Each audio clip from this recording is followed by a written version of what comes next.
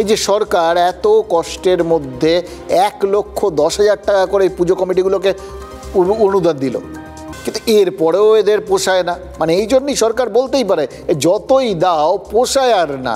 এক্ষেত্রে চাঁদার নামে শক্তি প্রদর্শন চলছে, আর তাতে মার খেয়ে যাচ্ছেন শাসক দলের লোকজনই।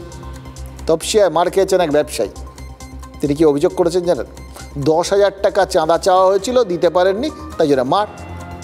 এবার যাকে মারা হয়েছে তিনি দাবি করছেন তিনিও তৃণমূল, আর মেরেছে যে সেও তৃণমূল।